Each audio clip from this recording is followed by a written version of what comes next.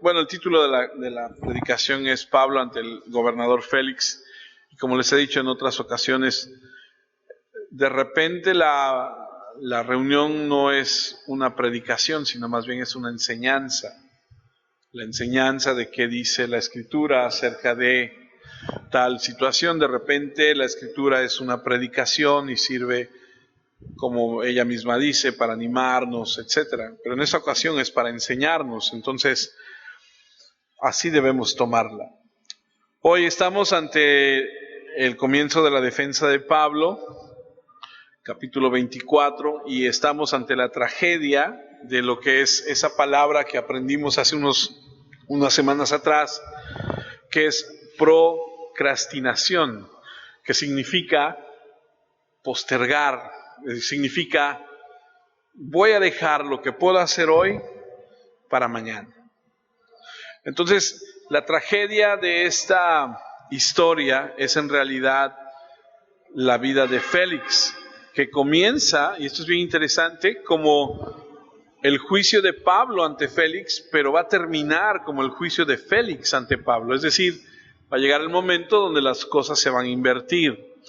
Recuerde que Pablo, cuando él presenta los argumentos en su defensa, lo que hace es decirle a la gente: yo he vivido mi vida conforme a lo que dice la Escritura, ¿y ustedes? Y entonces voltea las cosas. ¿Para qué? Para que la gente se dé cuenta de la condición en la que se encuentra. Entonces estamos en el capítulo 24 y para que entendamos un poquito de lo que estamos por iniciar a estudiar acerca del peligro de postergar las cosas, me voy a adelantar con ese fin al versículo 24 y 25. Hechos 24, 24 y 25. Algunos días después, viniendo Félix con Drusila, su mujer, que era judía, llamó a Pablo y le oyó acerca de la fe en Jesucristo. Pero al disertar Pablo acerca de la justicia, del dominio propio y del juicio venidero, dice Félix, ¿qué hizo? Se espantó y dijo: ahora vete, pero cuando tenga oportunidad te llamaré. Entonces aquí es a donde vemos la razón de el por qué hemos llamado el peligro de postergar las cosas. Seguramente en algún momento de nuestras vidas todos hemos hecho esto. Tengo que hacer esto o aquello, pero mañana, o el jueves, o el siguiente mes, ¿no? Luego somos muy dados a, tengo que bajar de peso el lunes, o en enero, o en qué sé yo, ¿no? Y lo vamos empujando, lo vamos haciendo hacia adelante con la finalidad de que no lo realicemos en ese momento. Hay otro grupo de personas que hizo lo mismo, también en Hechos, en otra situación, en otra ciudad. Hechos 17:32. Pero cuando oyeron lo de la resurrección de los muertos, unos se burlaban y otros decían: ya te oiremos acerca de esto otra vez. Es decir, en otra ocasión. Y aquí vemos la tragedia de lo que hemos dicho. Procrastinación sin esperanza. Hacer hacia adelante para que se trate después el tema no lo va a resolver. No lo resuelve. Hay que tratar el tema en el momento para poder salir adelante. Y en este caso estamos hablando de la salvación. Ahora, Jesús registra para nosotros una interesante serie de comentarios acerca de esto también. Vamos todos a Lucas. Lucas capítulo 9, versículos 57 y 58. Yendo ellos, uno le dijo en el camino: Señor, te seguiré a donde quiera que vayas. Y le dijo Jesús: las zorras tienen guaridas y las aves de los cielos nidos, mas el Hijo del Hombre no tiene donde recostar la cabeza. Lo que Jesús le estaba diciendo a este hombre es: ¿Sabes qué? No es lo que tú piensas. No va a ser como tú crees. Mira, no va a haber las comodidades que esperas. ¿Por qué? Porque Jesús conoce el corazón de todos y cada uno de nosotros. ¿Cierto? Bueno, el hombre nunca le siguió. Si tú lees, no dice que el hombre lo haya seguido. Entonces, Jesús lo puso sobre aviso. No va a haber esta situación, porque lo que puedo ver en tu vida es que eres movido por un corazón materialista que espera recibir ciertos beneficios. No los hay. Y continúa Lucas 9:59, y dijo a otro: sígueme. A diferencia del primero, Jesús le dice: sígueme. Y él le dijo: Señor, déjame que primero vaya y entierre a mi padre. Jesús le dijo: deja que los muertos entierren a sus muertos, y tú ve y anuncia el reino de Dios. Lo que este segundo hombre le estaba diciendo al llamamiento de Jesús es: déjame, por favor, que se muera mi padre, que reciba mi herencia, y una vez que ya lo tenga y ya esté seguro, porque no sé qué me espera, no sé si pueda yo andar como ustedes que andan con fe y que un día hay y otro día no hay. Mejor déjame asegurarme y después te sigo. No voy a andar ahí de vagabundo predicando sin ningún dinero. Y entonces lo que nos muestra es que uno tiene ciertas expectativas de que va a recibir, y Jesús le dice: no es así. Otro muestra la falta de fe. No creía que Dios pudiera suplir sus necesidades. Pero viene un tercero. Lucas 9:61. Entonces también dijo otro: te seguiré, Señor, pero déjame que me despida primero de los que están en mi casa.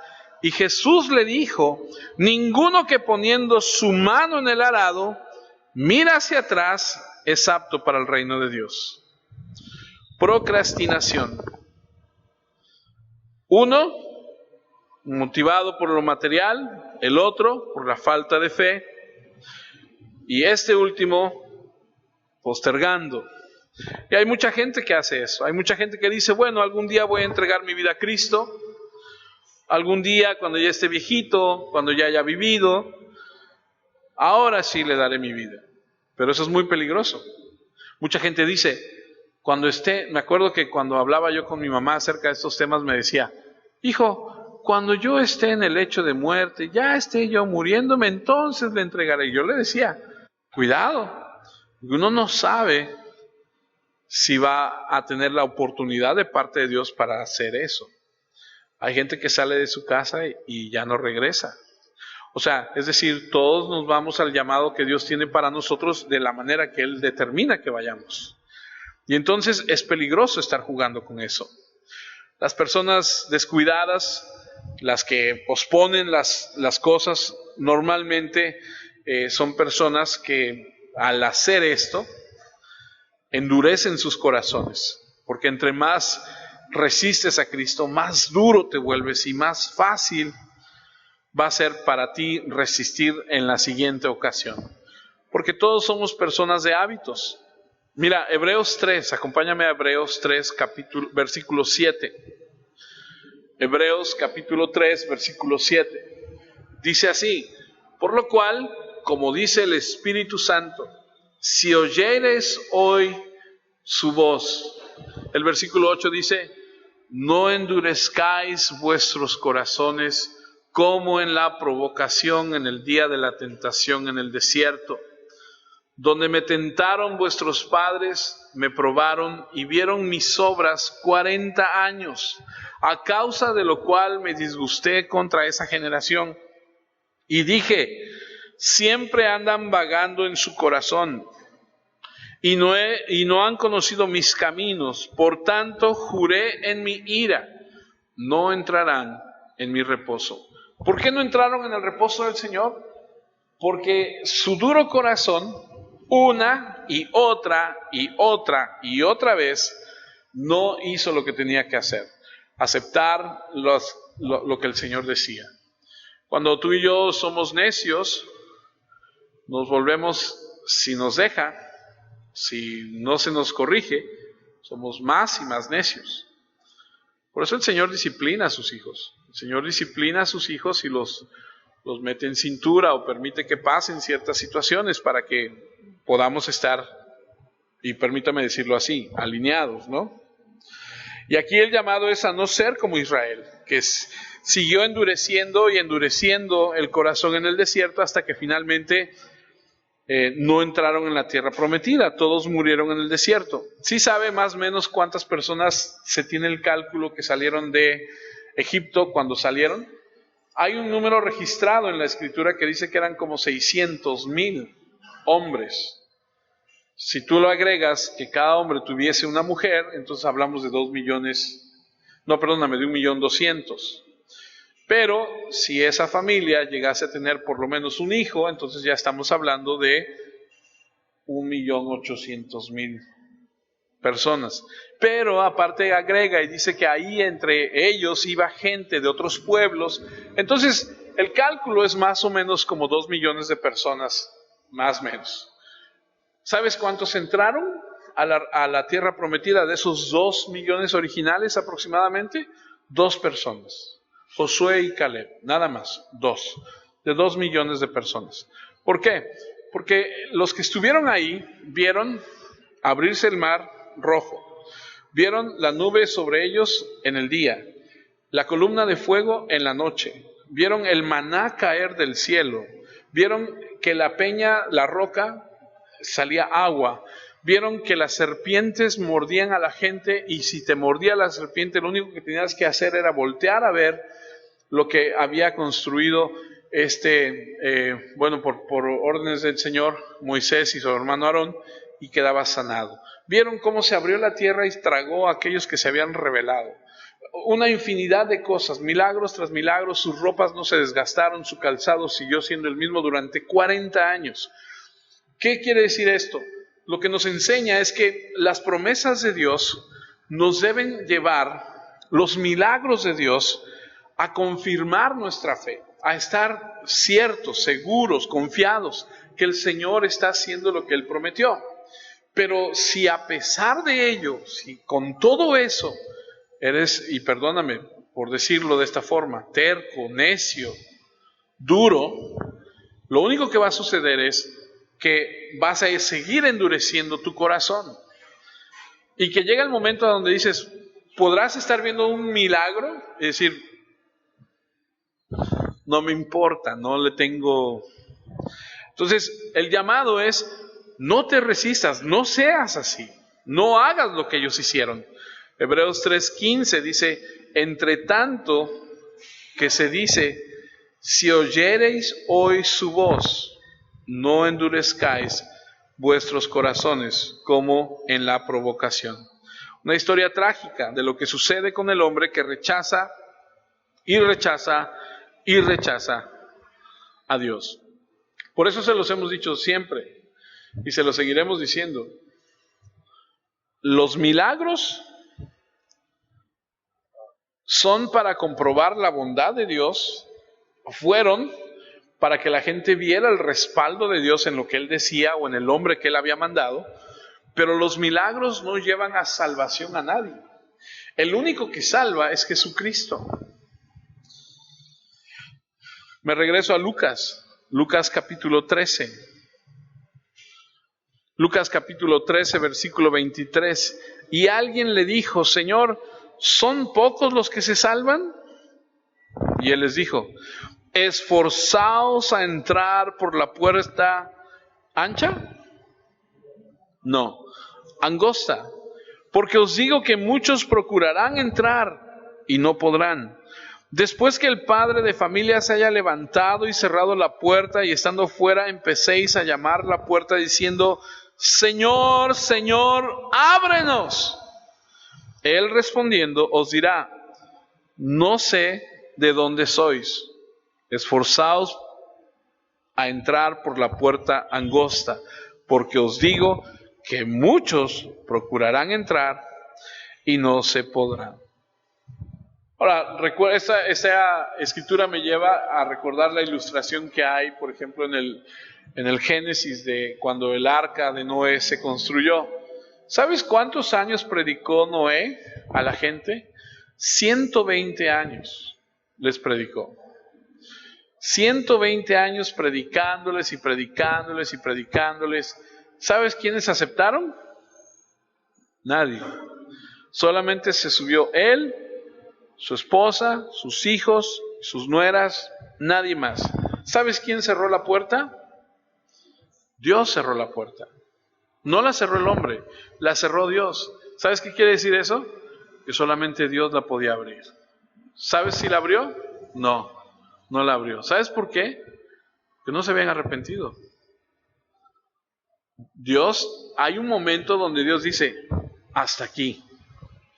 Hay un momento, Dios te está dando la oportunidad día tras día, tras día, en su amor, en su bondad, en su misericordia.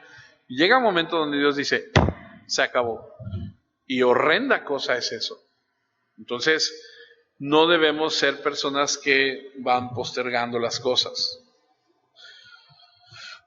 Hay una parte en la escritura en Génesis, de hecho, donde habla en esos tiempos de Noé, donde dice que el Espíritu de Dios no va a contender con el hombre por siempre. Y la verdad es que solamente alguien, ¿cómo lo digo? Pues que no se da cuenta, que es ciego, que no tiene la capacidad de ver, es que va a jugar con esto. Le va a dar así como decía alguien en alguna ocasión que escuchaba, que se sube al coche y arranca su vehículo y le prende el testigo, se llama testigo, los foquitos que hay en los tableros se llaman testigos, y le prende el testigo del aceite, ¿no? O el de la gasolina. Y dice, ay, siempre que me subo a este carro, siempre se prende eso, me cae mal.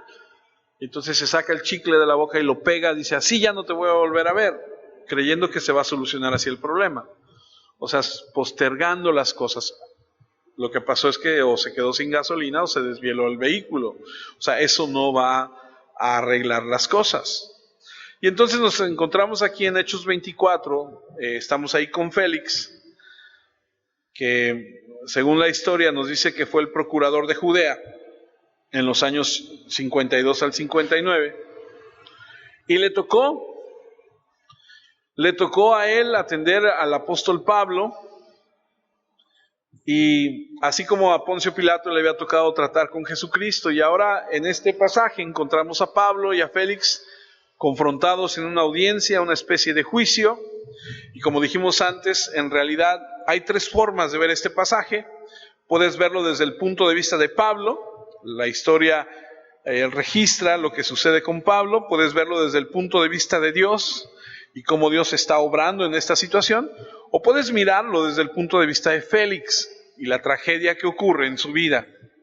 Ahora, estamos viéndolo desde el punto de vista de Pablo, y al concluir nuestro estudio, si Dios permite, lo veremos la próxima semana, el punto de vista de Dios y de Félix.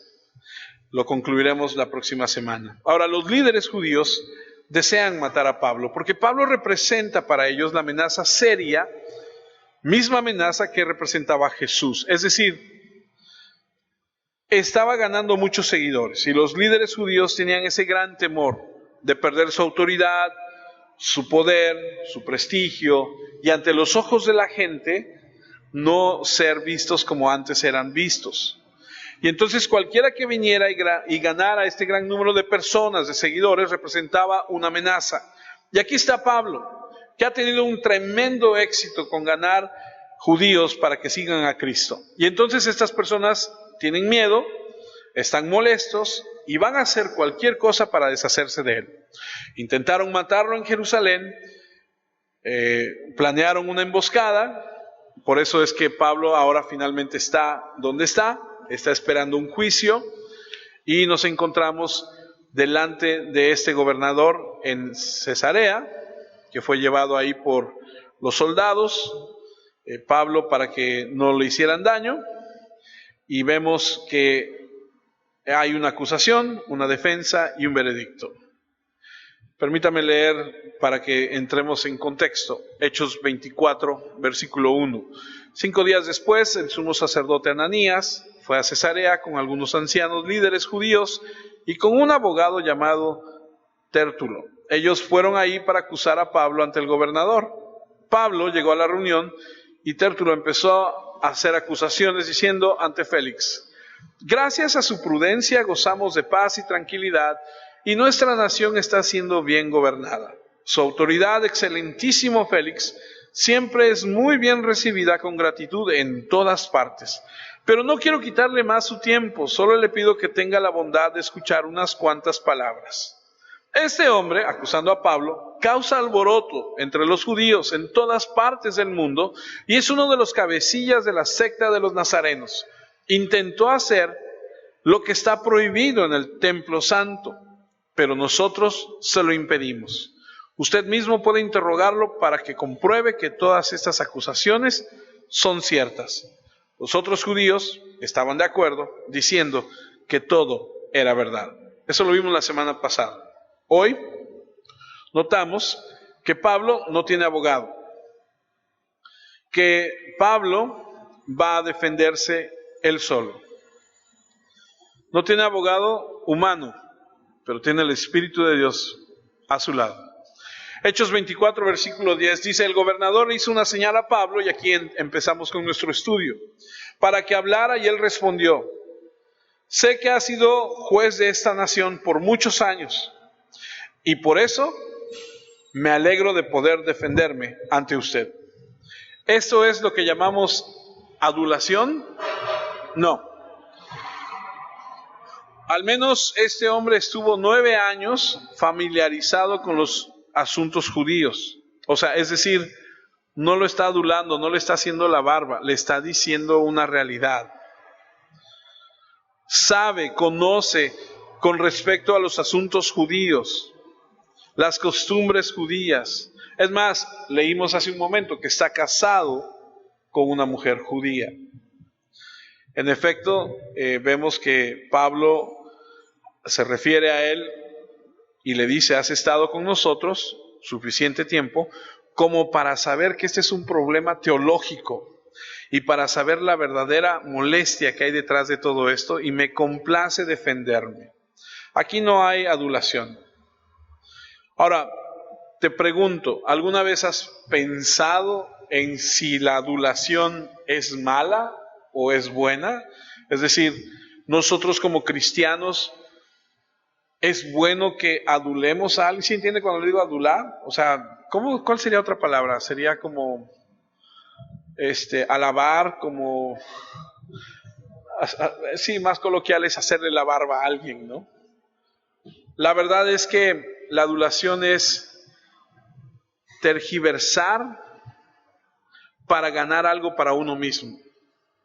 O sea, es decir, querer ganar el favor de alguien a través de estas palabras. Y es pecado, es una tentación. Mucha gente piensa que por el uso de este tipo de palabras se va a congraciar con la gente, pero lo que quiere es en medio de toda esta adulación es obtener un favor. Y eso es bastante delicado. Pablo no lo hace. Pablo dice: tú has estado con nosotros durante mucho tiempo y por eso me da gusto que voy a defenderme delante de ti. ¿Por qué? Porque conoces de lo que vamos a hablar. Versículo 11. Hace 12 días fui a Jerusalén a adorar, como usted mismo lo puede comprobar. Los que me acusan no me encontraron discutiendo con nadie en el templo, ni incitando a la gente en las sinagogas, ni en ningún otro lugar de la ciudad. Ellos no pueden probar las acusaciones que me hacen. Pablo le dice: no es así. Él dice: fui a Jerusalén con el propósito de adorar. ¿Por qué? Porque están en la temporada, en la época donde todos iban.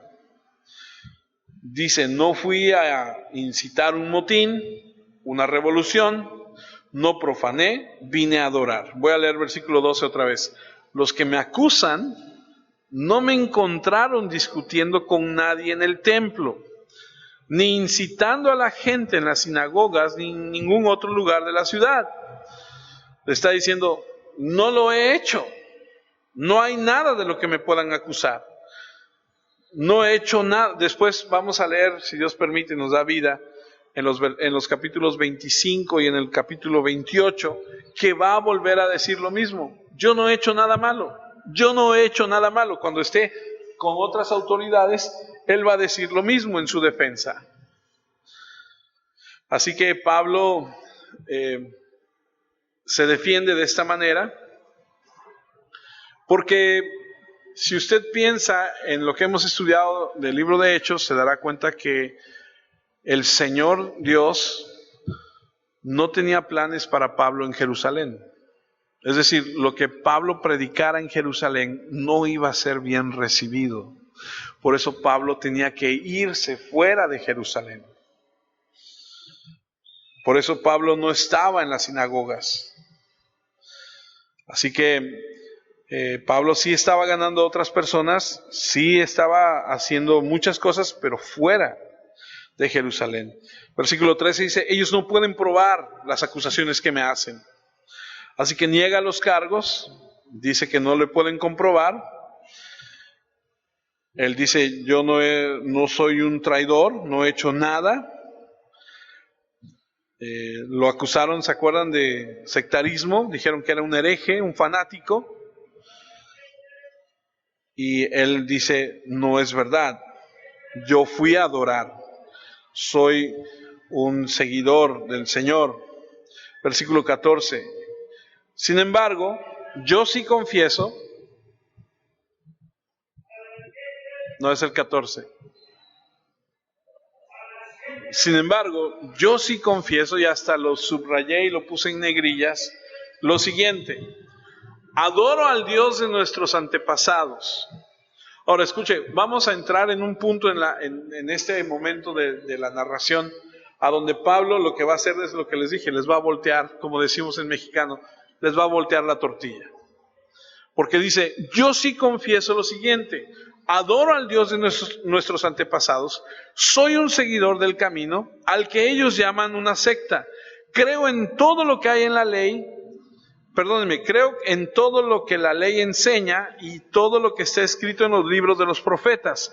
Yo espero de Dios lo mismo que los judíos. Espero que todos los seres humanos, buenos o malos, resuciten de la muerte. Por eso siempre trato de hacer lo que creo que es correcto ante Dios y ante la gente. Y le voy a confesar algo. Ese versículo esta semana me pegó duro. Y creo que puede ser parte de nuestra forma de vivir. Tratar de hacer lo que es correcto, primeramente ante Dios y ante la gente. Hay una parte en la Escritura que dice que Dios te dé favor delante de Él como lo tienes delante de los hombres. O sea, es una parte de nuestra forma de vivir. Así tenemos que vivir, estando bien con Dios y estando bien con la gente. Ahora, analicemos. ¿Por qué dice él, yo creo en el camino? Bueno, dijimos la semana pasada que esta es una expresión que Jesús usó cuando él dijo, yo soy el camino. Pedro predicó, no hay otro nombre bajo el cielo dado a los hombres en el que podamos ser salvos más que en el nombre de Jesús. O sea, es decir, Él es el único camino. ¿Ha escuchado alguna vez a alguien que dice, bueno, es que para llegar a Dios hay muchos caminos? Yo he escuchado gente que me dice, no, bueno, eso crees tú, pero para ir a Dios hay muchos caminos. Está la católica, está esta, está el otro, está aquello. Espérame, no estamos hablando de ninguna religión, estamos hablando de el camino, el único camino, que es Jesucristo. Segunda de Pedro 2:2 dice, muchos los seguirán en su conducta indecente y por culpa de ellos habrá quienes hablen mal del camino de la verdad. Esto es importante, ¿eh? Si tú como cristiano que dices ser, haces cosas indecentes, Lo único que estás haciendo es abriendo la posibilidad de que alguien venga y diga cosas del camino y que no están bien. Pablo también externa y dice: adoro al Dios de nuestros antepasados, soy seguidor del camino. Y lo que está diciendo Pablo aquí es: solo quiero poner en claro que soy creyente del camino y en consecuencia adoro al verdadero Dios. Creo en su revelación, incluida la parte de la resurrección. Y podrías decir: pero ¿y Pablo de dónde toma todo eso? Ahorita lo vamos a ver de dónde lo toma, porque Pablo no habla bajo inspiración propia, sino guiado por el Espíritu Santo.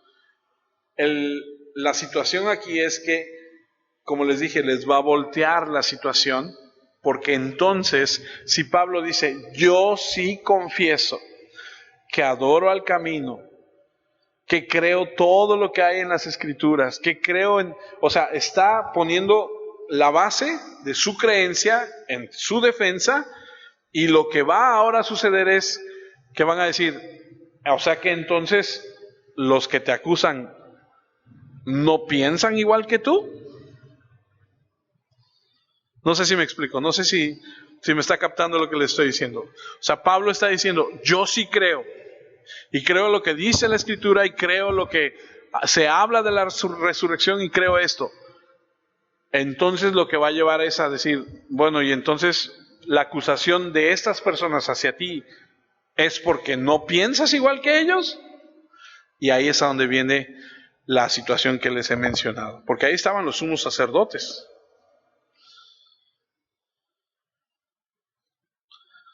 quienes habían dejado de adorar a Dios, porque no creían en Cristo. Si hubiesen creído, no lo hubieran crucificado. Habían dejado de creer en la ley, en los profetas. ¿Por qué? Porque si creyeran en la ley y en los profetas, vas a tener que creer que Cristo era quien decía ser. Porque toda la ley y todos los profetas hablaron de Cristo. Y han dejado de creer esto. Ellos son los herejes. Es un argumento bastante fuerte. Habían acusado a Pablo de ser un hereje religioso, lo habían acusado de pertenecer a una rama subversiva y extremista del judaísmo. Pablo lo niega y dice: no soy así, pero sí creo esto, esto y esto. Y entonces los mete en un aprieto. Porque lo hemos dicho en algunas ocasiones, no todo el que diga es lo que dice ser, ¿no? Ahora está muy de moda esta situación del sistema binario, de que no eres X, de que no eres Y, de que tú escoges, ¿no? Incluso ahora en las aplicaciones que tú quieres llenar algún formulario, te dice: eres hombre, mujer, y luego trae esta otra opción ya, ¿no? Y me acuerdo hace unos meses atrás que mi esposa iba a dar una plática y había una amenaza de que una persona iba a ir a boicotear, iba a ir a decirle, porque según esto estaba ofendiendo todo el movimiento LJBXY45. Y me acuerdo que le platiqué a uno de mis primos, ¿no? Le dije: fíjate que está pasando esto. Y su reacción me sorprendió, porque me dijo: ¿ah, sí? ¿Y qué quiere? Dije: pues no, pues nada más quiere, hacer ahí bulla. Pues yo voy a ir. Y me lo voy a poner enfrente y le voy a decir: yo soy el diablo. ¿Y qué? A ver, dime que no soy el diablo, ¿no? Entonces, toda esta onda de que la gente cree que porque dice que es chango, o porque dice que es cangrejo, o porque dice que lo que quiera decir o pensar, no hace que realmente sea así. Romanos 2, 28 y 29, Pablo escribe y dice: uno no es judío por tener una marca exterior en el cuerpo, porque la verdadera circuncisión no es la del exterior del cuerpo. Uno es verdaderamente judío cuando lo es en su interior. La verdadera circuncisión está en el corazón.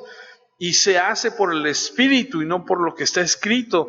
El que tiene la circuncisión de corazón por el Espíritu recibe la aprobación de Dios y no la de los demás. Y lo que está diciendo aquí es que los únicos judíos, esto está tremendo, los únicos judíos verdaderos en el mundo son los cristianos.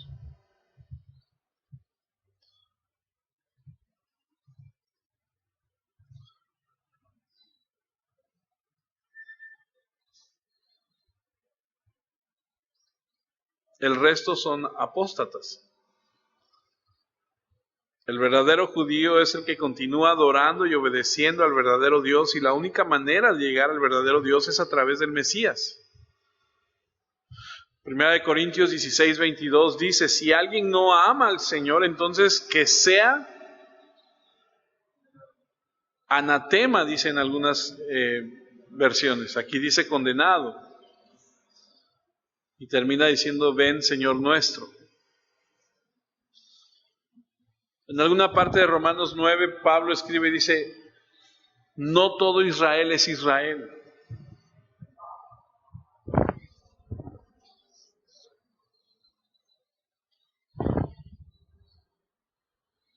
Pablo cuando dice, sí, yo confieso, soy seguidor del camino, pero también confieso que creo todo lo que la ley dice, creo en los profetas, creo en esto, lo que les está diciendo realmente es, ustedes no. Y lo que les está diciendo es, realmente ustedes son los herejes. Cuando habla y dice, creo en la resurrección, Pablo no está inventándose cosas, ¿no? Pablo les está haciendo una acusación fuerte, porque está tomando lo que les he dicho en otras ocasiones. Cuando Pablo está hablando, no hay Nuevo Testamento. ¿Cuál es la escritura de ese momento? El Antiguo Testamento, no hay otro. Está en el proceso de irse escribiendo las cartas y los libros que se van después a juntar para hacer el Nuevo Testamento. Y lo que él está diciendo es, yo creo en la ley, lo que está escrito. ¿Y a qué se refiere? A la inspiración del Antiguo Testamento. ¿Sabes lo que está insinuando? Si tú no crees lo que dice el Antiguo Testamento, los profetas, tienes un problema. Juan 5:39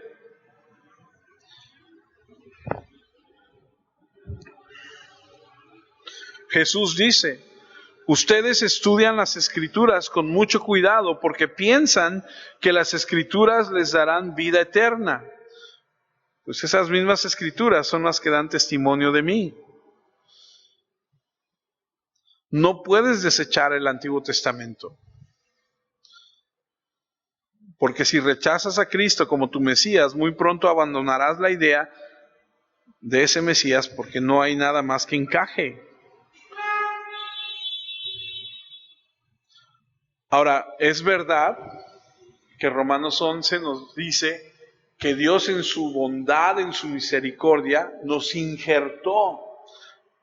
Yo no, la verdad es que nunca había visto, pero cómo sacan, por ejemplo, diferentes clases de frutos, cómo injertan en las ramas. Sí se ha visto que en la rama o en el tronco de un naranjo le cortan un pedazo, le injertan otra rama pequeña, la amarran, la envuelven, la nutren, la cuidan, y entonces sale otro tipo de naranja, ¿no? O otro tipo de limón. Y ya cuando empieza a florecer, van y lo plantan y dicen, ya tenemos otra especie, otra clase. En la rama, en el tronco de Israel, Dios nos injertó a nosotros los gentiles. No somos originales, no somos de la raíz, fuimos injertados ahí. Y Pablo dice, debemos tener cuidado porque a muchos se nos olvida que fuimos injertados y nos creemos más que la rama, nos creemos más que el tronco, nos creemos más que la raíz. Cuidado, porque lo que va a pasar es que no es así. Va a llegar el momento donde Israel Todo Israel va a creer y va a rendirse ante el Señor. Y entonces tenemos nosotros que entender que Pablo dice, el único judío son aquellos que creen en el Señor. Los demás son apóstatas. Y Pablo está diciendo, yo soy un verdadero judío. Y creo en la esperanza de Dios. ¿Cuál es la esperanza? La esperanza de la resurrección. ¿Por qué lo dice? Porque se acuerdan que algún capítulo atrás vimos donde él ve la audiencia y dice, está dividida, yo sí creo en la resurrección, y empiezan ahí a pelearse entre ellos porque muchos no creían en la resurrección. El versículo de donde él puede tomar que cree en la resurrección del Antiguo Testamento puede haber sido, o puede ser Isaías 26:19. Isaías 26:19, que es del Antiguo Testamento, dice, sus muertos vivirán y sus cadáveres resucitarán, levántense y canten de alegría ustedes, los que viven en el polvo, porque tu rocío es como un rocío de luz, y la tierra dará a luz a aquellos que habían muerto.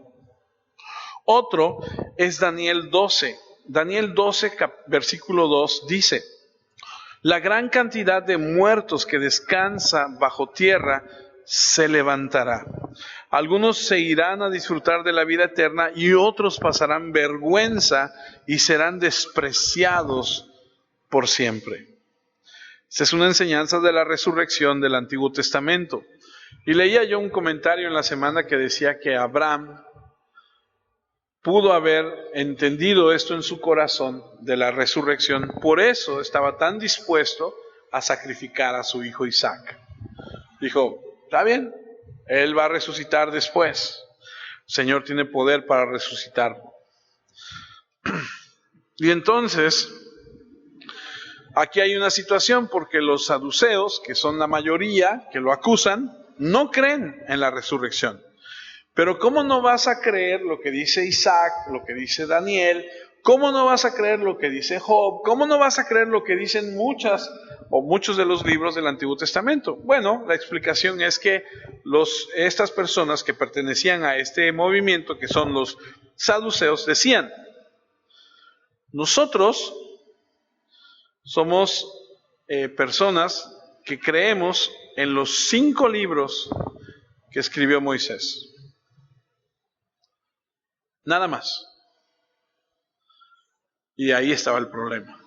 Negaron lo que enseñaban.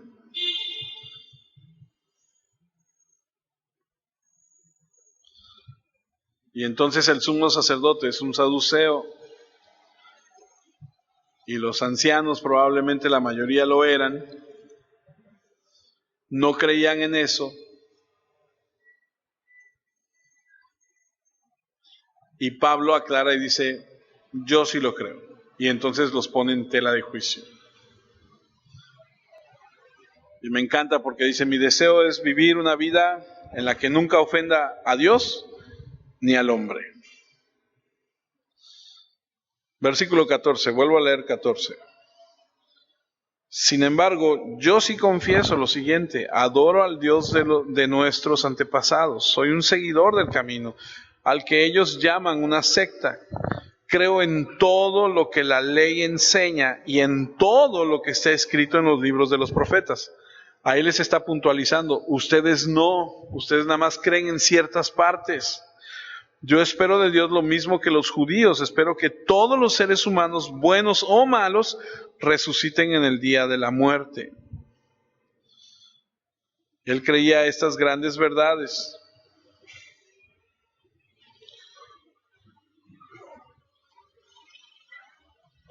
Ahora, aquí hay una situación que nos debe llevar a pensar. Y esta es la conclusión. Voy a terminar. Yo puedo preguntar sin necesidad de que me contesten. ¿Tú crees lo que la Biblia dice? Sí creo. Ok. Otra pregunta que se desprende de esa sería, ¿vives lo que la Biblia dice? ¿Actúas conforme a lo que la Biblia dice?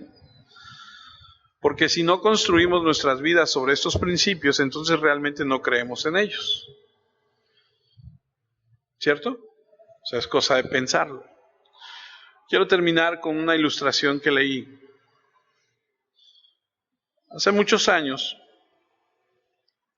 existió un hombre llamado Bowden, bueno, de apellido, que era de esas personas que caminan sobre la cuerda, ¿llaman floja? Cuerda que la pones de un lado a otro y caminas sobre ella, ¿no?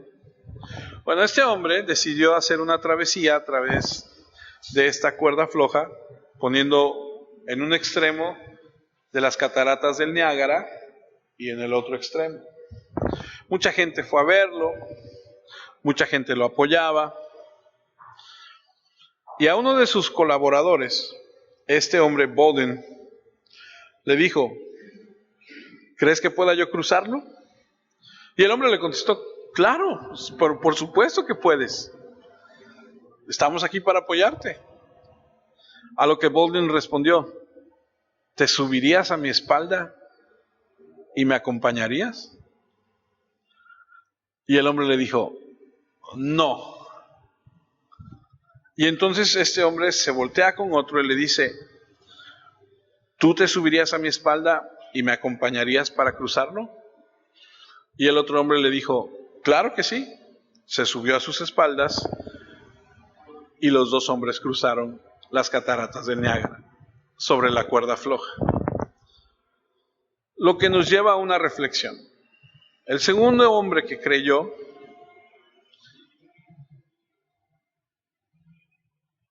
vivió lo que creía. No solamente lo dijo. Así que, si realmente creemos, si realmente es parte de nuestra vida,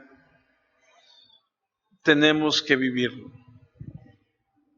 Tenemos que vivir lo que enseñamos, ponerlo en práctica. Pablo dijo: todo lo que está escrito en la ley y los profetas, lo creo. Por lo tanto, me ejercito en vivirlo, de acuerdo en lo que creo. ¿Amén? ¿Ok? Que así sea entonces. Oremos. Dios Padre, quiero agradecerte por un momento más en tu palabra. Te agradezco, Señor, que nos des la oportunidad de poder juntos estar en ella, meditar lo que tienes para nuestras vidas. Te pedimos, Señor, que nos ayudes, nos des de tu Espíritu Santo para poder, Señor, seguir creciendo, madurando, yendo hacia lo que tienes para nosotros. Gracias, Padre, por tu bondad y tu amor. Te pido que nos fortalezcas, nos ayudes, nos mantengas, Señor, firmes, y en los momentos, Señor, de dificultad, en los momentos de adversos, tú glorifiques tu bendito nombre, como siempre lo haces. Cuida a los hermanos, protégelos, ayúdales en Cristo Jesús.